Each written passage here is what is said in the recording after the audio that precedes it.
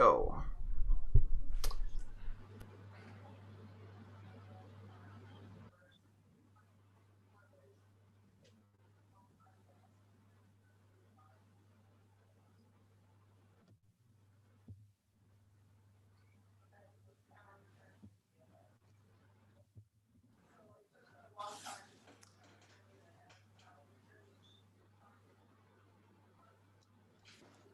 Excuse me, are you muted?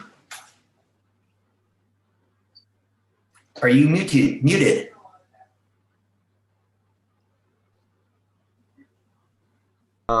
Okay, people can hear me now? Yes. Thank you. Okay, okay. Whew. All right, thank goodness. Sorry. Technical difficulties with like muting and all that. Sorry about that. Okay. Yes. Okay.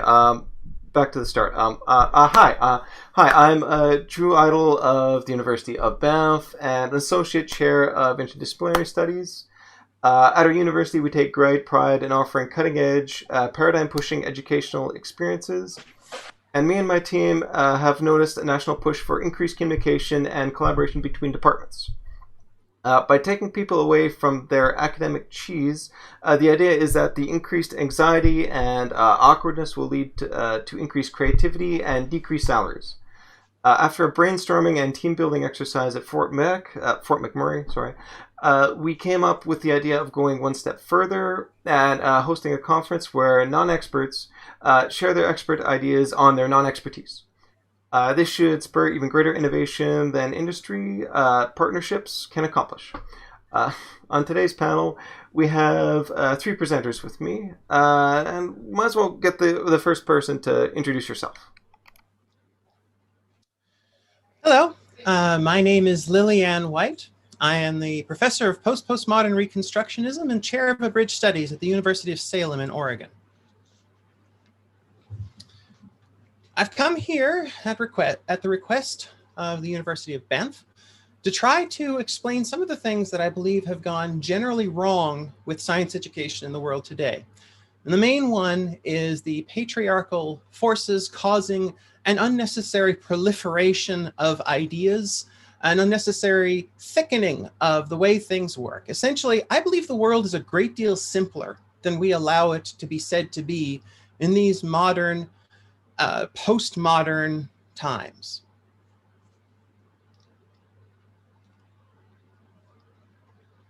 Oh, fair enough on that. Fair enough on that. Could you elaborate a bit on how it is, in fact, simpler than what we've got right here? Just to give a little bit more detail. I'd be glad to, Drew. A good example, one of the ones that's near and dear to my heart, is the current fad worldwide with gender ideology. Gender is something that modern sociology, which I feel is unfair to real science to put ology on the end of it, has come up to explain phenomena which do not need explaining and I believe do not normally exist. These things are very simple. Real biology is there's just two sexes. That's what there's always been. There's gender is nothing. It's an explanation for phenomena that aren't real. It's just people like to do strange things sometimes. There's all of these claims that there are other possible forms of people. It just doesn't make any sense. It's not necessary. And now we even have issues where people are being silenced or canceled if they don't agree with the simpler ideas. It's all just the work of elite ivory tower patriarchal folks trying to create a more complicated world to keep the rest of us down. Okay, well, I mean, as someone who is part of the ivory tower and kind of has their salary paid by it, okay. Yes, which is why I was quite gratified to see you briefly silenced at the beginning of this. Yes, I guess that was a great little bit of symbolism there. Okay, I'm sorry, I really know nothing on this topic. What are these other, like, gendery things? Is this like, is there like a green gender or something? Could you just explain it a bit more detail to me? Well, it depends. The Facebook idea was 57 genders, at which point you're getting extremely silly with it. Some people say it's an entire spectrum, which is, again, ridiculous. I mean, much like in the case of autism, it's really just people who don't want to be like everyone else and just is trying to find excuses for it. It's people who aren't willing to do the work to pull themselves up by their own bootstraps, and they're therefore trying to expand these notions and wave science over it in order to try to explain their own failures. I mean, if you're a man, then you be a man. Don't try to explain that you're not one. Just pull yourself up, to rip off your shirt if you must, and go out and do the man things. Do some violence. Don't go around wasting all of our time showing your emotions. It's all a matter of just trying to make everything so much more unnecessarily complicated in the world. I think many kinds of other kinds of science go in that direction as well. I mean, pharmaceuticals, you have so many things that are coming out now, just slightly different from the previous ones, when frankly, we got along fine for thousands of years with just herbs and preparations from natural things. You've got concepts in physics now, this whole quantum thing, trying to explain why things can be tangled with one another at a distance when there's no evidence of that. Instead, we go out every day with the evidence of our eyes and see what happens when one car impacts another, and it doesn't require string theory or quantum mechanics or any other magic foofara to explain what's really happening in the world. And the whole thing is just being created as a way to divide the world into the intellectual haves and have-nots. It's all just being made up, just as a way to take the people who can afford the right kind of higher education, the sanctioned kind, and separate them from everyone else. Okay. I'm not an expert on quantum mechanics, but I thought that was fairly well set up too.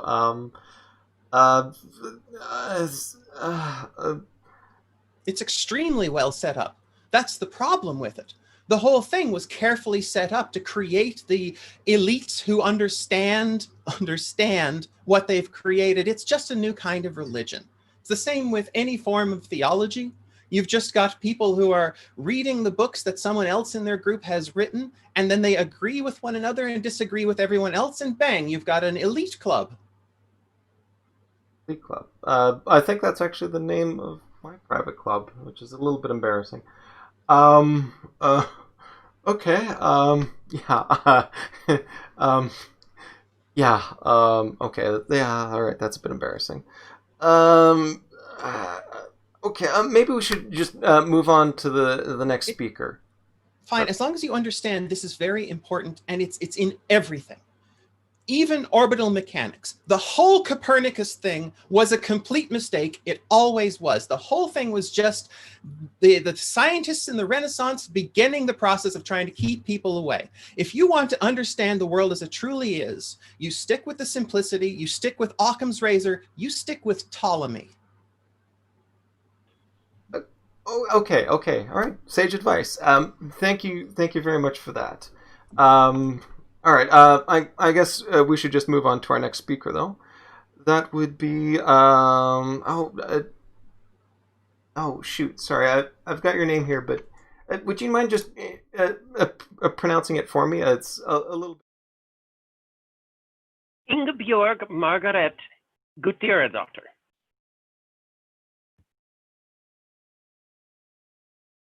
No problem at all.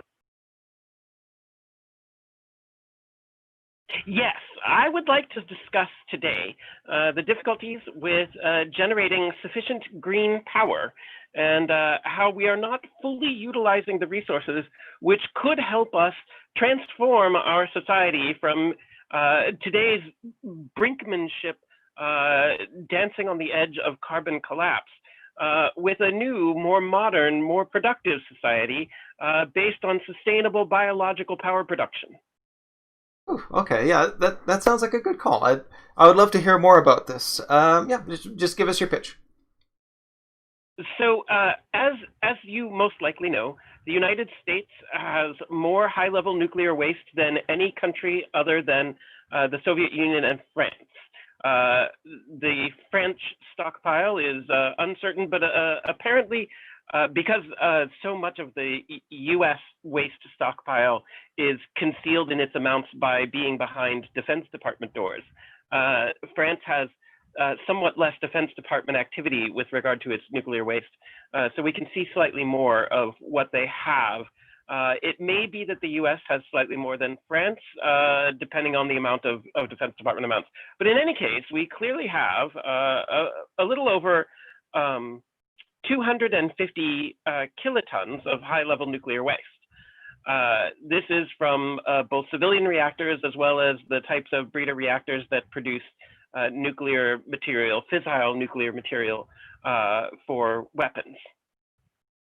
On top of that, we have other types of nuclear products, including fairly large stockpiles of tritium, which is occurring naturally, but does beta decay and ends up being fairly inaccessible since its half-life is only several years. You will not find any substantial amount in the oceans, for instance.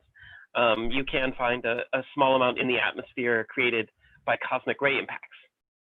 But you will find a significant amount of tritium in nuclear reactors where water has been used to cool the reactor, and the hydrogen in the water will be converted from typical hydrogen with no with no neutrons to either deuterium with a single neutron or tritium with 2 neutrons. So we have these accessible forms of nuclear waste, which have generally been presented as a problem. The globe currently uses about 15 terawatts of electrical energy constantly. This is quite a large amount of energy. If you're familiar with a standard nuclear plant or a standard coal-fired plant, they tend to be in the megawatt range, or excuse me, the gigawatt range. So we're talking about thousands and thousands of these plants to produce the amount of electricity that we need on an ongoing basis. The amount of coal pollution, air pollution generated by burning coal is quite substantial, and even from a single power plant can end up killing anywhere from dozens to hundreds, depending on the estimates that you read, from a single coal-fired power plant over the course of a single power plant's lifetime. The most reliable estimates would seem to indicate that it's in the low hundreds of lives lost to air pollution from a single coal-fired plant. And yet we've not been able to entirely rid ourselves of these. My thesis is based on the idea that we could much more quickly rid ourselves of this dangerous pollution if only we were able to more appropriately and efficiently use what is currently considered nuclear waste in a more appropriate setting. Yeah, that sounds quite sensible. What sort of setting were you hoping to use this waste in? Well, we've been looking at some principles of radioecology, and we believe that the Pacific Ocean is the perfect setting, in particular near atolls and other shallow areas raised from the otherwise deep Pacific Ocean. We've found that depositing radioisotopes in the waters surrounding such Pacific islands is very likely to be a productive generator of energy over the longer haul by sparking genetic mutation and speciation. So your plan is to dump nuclear waste and create mutants? Well, yes, and this is not a new phenomenon. This has been documented since 1956. If you'll permit, there was some significant amount of nuclear testing that also generated radionuclides in the Pacific region, in the northern hemisphere near Bikini Atoll, where the United States was testing nuclear weapons, as well as in the southern hemisphere, where the UK and France were testing nuclear weapons in Polynesia. And it appears that we've had a number of large, possibly iguana-related creatures develop quite large size and the ability to metabolize large amounts of energy after being exposed to such radionuclides. Iguana? Like, what species type of iguana is this, and how large are they? Just out of curiosity. I mean, I just want to be up to date on the science on this one. Sure. Well, we have some photographs from Tokyo in 1956 that suggest that the height ranges from 100 to perhaps 300 feet. It is unclear precisely. Iguanas are one, marine iguanas are one possible source of the original speciation event, but not being entirely clear yet on exactly where cladistically this species fits. We've currently given it the genus name Deinonychus and the species name Radiodurans. See this in a movie somewhere? You may very well have seen a movie documenting these events. It was the first one came out in Japan in the 1950s, in the mid 1950s. This is where my research dates back to. Is the first documentary footage here is of a Deinonychus radiodurans apparently wandering through Tokyo and unfortunately demolishing a few buildings. But we believe that this documentary illustrates not only the great power of these creatures that could be sparked by these speciation events, but also the fact that they have great potential for urban renewal.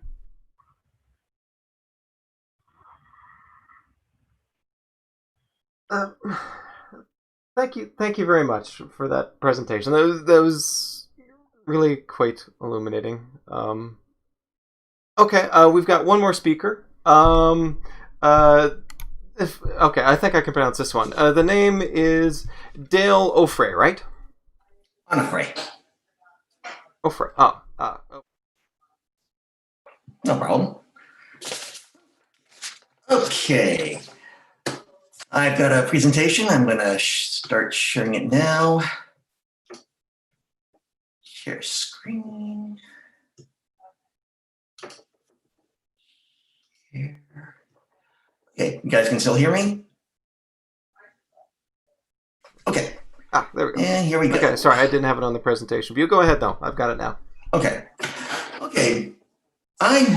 This is about the United States holiday Thanksgiving. And here, well, actually, I got to go back. Oops. There we go. Because there are serious questions about the holiday. And my name is, as I've mentioned, Dale Onfray. I am the director of the Bolingbroke Institute for Leading Thought and a political columnist for the Bolingbroke Babbler. We just recently formed the Institute because, well, I'm in charge of it, and I want to do for academia what the Babbler did for journalism.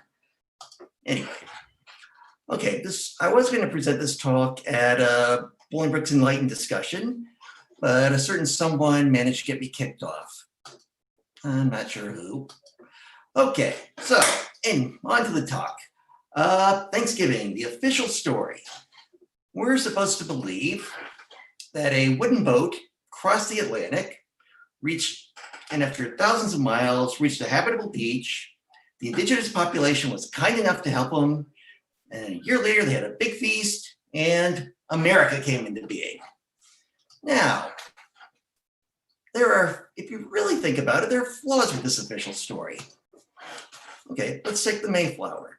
It can float on water, yet it weighs 180 tons, and it could support passengers and crew for over 60 days, and it was propelled by wind, and this was back in the 1600s. Now, let's see. Oops, and the questions. Like, how the heck could this thing float if it weighs 180 tons?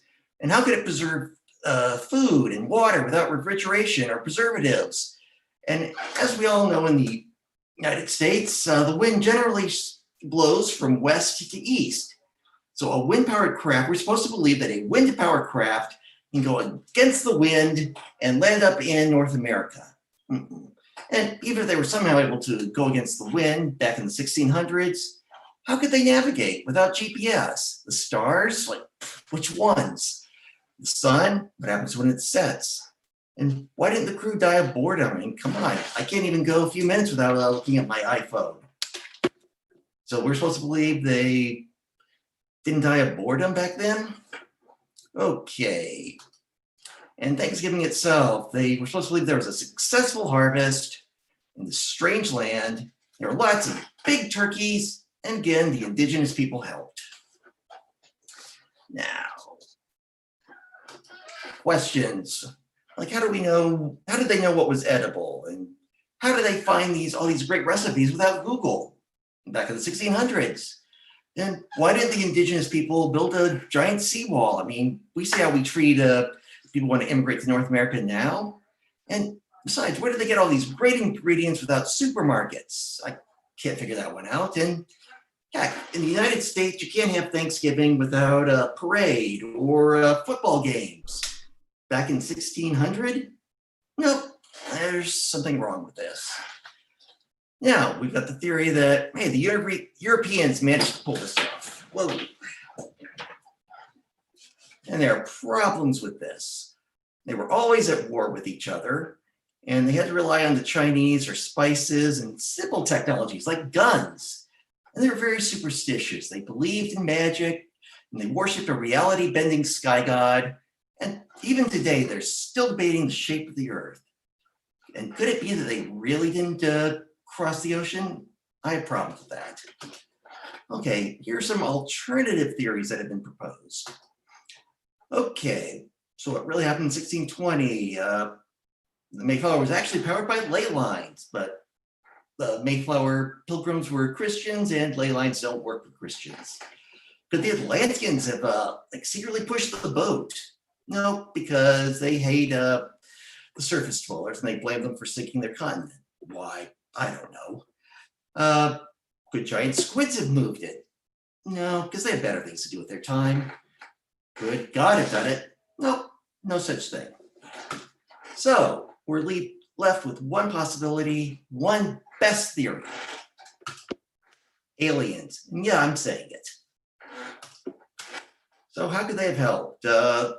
They could have pulled the Mayflower by a tractor beam, but moved it so slowly, so they were thinking that they were using their God-given power to sail against the wind. And that solves the wind problem. And food was secretly beamed down to the passengers, so that's how a wooden ship with 1600 technology was able to support the passengers and crew. And they probably used mind control to prevent boredom. And then I know there's storms in the Atlantic, but force fields would solve that. And I mean, come on, the Europeans really have built ships to survive storms? I don't think so. Now, and then this solves the whole Thanksgiving thing. These benevolent aliens disguised themselves as North Americans, taught them which animals to hunt and how to hunt, planted the right herbs and spices for the pilgrims to find for Thanksgiving, and then injected the local turkey population with steroids, used force fields to protect the pilgrims from the elements, and then taught them football and marching bands, which I believe the knowledge of that has been suppressed by the mainstream historians. And of course, since it was a peaceful Thanksgiving dinner, that means mind control had to be used to pacify the grumpy aunts and uncles. Okay, you're probably wondering, which aliens were involved? Because not every interstellar civilization would care about humanity in the 1600s, but there is an answer. The Space Papacy, also known as the Universal Catholic Church. They were the only ones who could have pulled this off. They wanted to support their fellow Christians.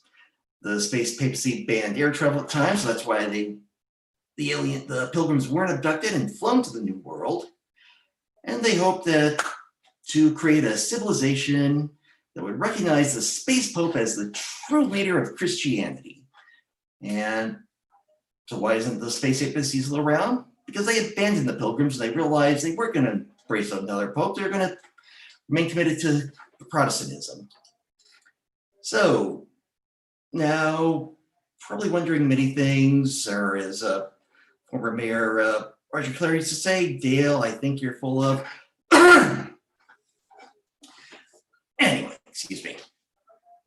Okay. So why not humans? Why not good humans that they're as smart as we are today, and they just didn't have the same knowledge that we have today, and they had to improvise. And if you let humans improvise long enough, they can come up with something as long as there's a possible solution to it. Nah, because if you just look at any internet comment section, there's just no way humanity could have come up with a boat to travel across the Atlantic Ocean and survive and create the United States. Heck, just look at Bolingbroke Politics Facebook group for more proof. Okay, and to learn more about the foundation and the Bolingbroke Babbler, just go to this link and questions.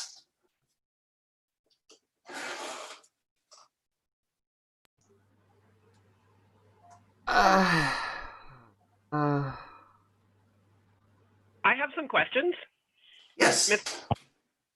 I was wondering whether or not perhaps you might be overestimating the intelligence of the average human by reading YouTube comments. Is it possible that, in fact, 8chan comments more accurately reflect the intelligence of an average human being? I think they're pretty close, and Bolingbroke Politics Facebook section, I believe, is overrun by 8chaners. So I think that's decisive evidence that humans could not have crossed the Atlantic without help. Isn't this just another example of somebody creating a more complicated answer to try to create an elite here? Isn't the answer more simply that Europeans didn't back then, and that it was only something they made up much later to explain their presence? No, I think I can simplify it to aliens. You consider aliens simple? Yes. They do all the complicated stuff, and we just benefit from it. Do you think it's possible that other confounds might have equal explanatory power? For instance, a tsunami sweeping a certain number of Brits off the island and then rafting on vegetation over towards North America. It's possible, but I think with aliens, you get the whole ship stored. You can account for the ship. You don't need the. Of course, it's possible that aliens did create a tsunami, but I think I'm going to grant that the ship really happened. It was just tugged by a force field, by a tractor beam. Given that the entire question of heliocentrism was something that was originally created in order to try to keep people down, that the Ptolemaic image is correct, where did these aliens supposedly come from, given that we are at the center of the Earth, of the universe? Oh, I think the Space Papacy would argue that we're not the center of the universe, but that's a religious thing. I don't want to get into that. Well, of course, the papacy is going to make arguments that try to keep people down. Why should we believe them?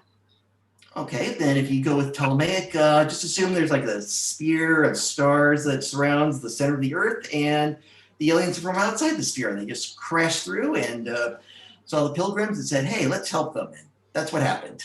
You're trying to make me believe that the simplest reasonable explanation for the pilgrims was extra-spherical entities? Yeah.